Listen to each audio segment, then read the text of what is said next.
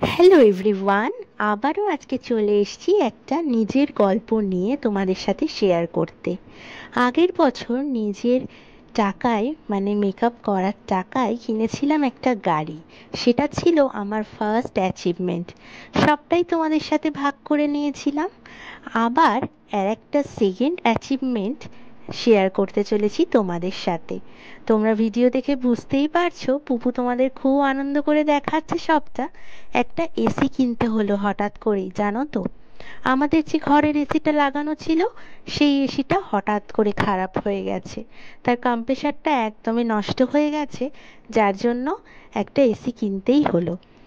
তো কেন কিনলাম, কারণ লবঙ্গ ভীষণভাবে কষ্ট পাচ্ছিল গরমে, আমাদের থেকেও অনেক বেশি।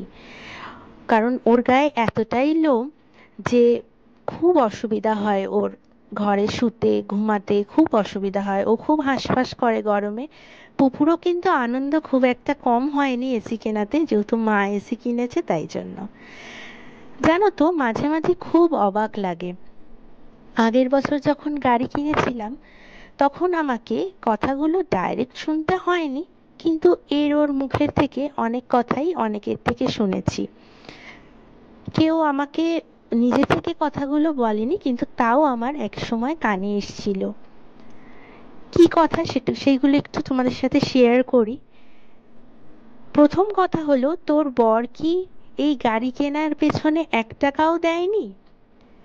1 টাকাও কি অ্যাড করেনি, নাকি তুই নিজেই কিনতে পেরেছিস গাড়িটা? এটা 1 নম্বর প্রশ্ন।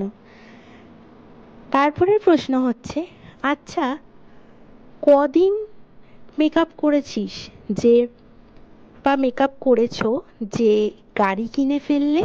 এ তো বিশাল ব্যাপার। বেশি পোস্টও তো করতে দেখি না মেকআপের ফটো, ভিডিও।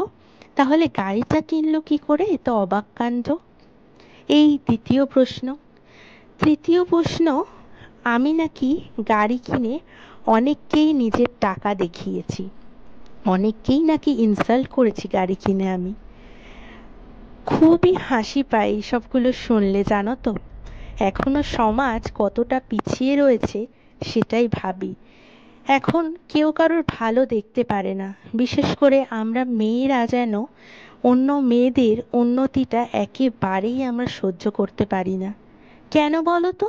কারোর উন্নতি হলে আমার কিন্তু ভীষণ ভালো লাগে। মনে হয় বাহ, মেয়েটা কিন্তু অনেক বড় একটা কাজ করতে পেরেছে। একটা মেয়ে কিছু করতে পারলে খুব ভালো লাগে, কারণ আমারও তো মেয়ে সন্তান। তবে সাথে সাথে এটাও বলবো, আমাকে ভালোবাসার লোকের কিন্তু অভাব নেই তা বলে। ভালোবাসার ঝুড়ি কিন্তু অনেকটা। লবঙ্গকে দেখেছো কতটা আনন্দ পাচ্ছে, এসি চালানো হয়েছে যেই, নতুন এসি। আর সবাইকে ডেকে ডেকে এইভাবে বসাচ্ছিল পুচকুটা। দিদিকে ডেকেছে প্রথমে, তারপর আমাকে ডাকছে, সবাইকে ডাকছে। ওর আনন্দের যেন উথাল পাথাল করছে একদম। ওর আনন্দ দেখে না কত টাকা আমার এসির পেছনে গেল সেটাই আমি ভুলে গেছি আসলে। ভীষণ বড় একটা অ্যাচিভমেন্ট হয়েছে ওর খুশির জন্য। ভীষণ ভালো লাগছে। তোমাদের কেমন লাগছে জানিও। এখন কিন্তু বেরাচ্ছি কাজের জন্য।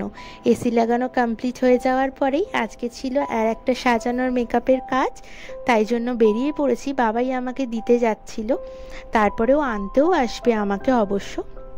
তো এই ছিল আমার সেকেন্ড অ্যাচিভমেন্ট। তোমাদের কীরকম লাগলো তোমরা কিন্তু কমেন্ট করে অবশ্যই জানিও।